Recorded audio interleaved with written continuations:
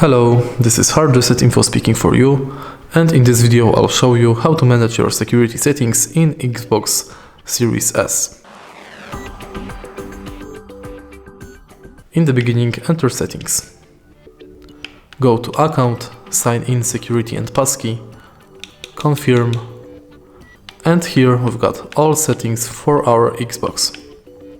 For example, we can change security barrier for no barriers, ask for my passkey, lock it down, or custom.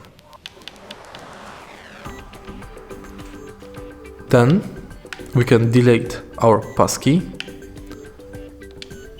set in instant sign-in, or the controller signs in the Xbox console. Also, we can enable or disable visual of our email on home screen and see legal documents. And that's all. If you find this video helpful, please leave a like, comment and subscribe.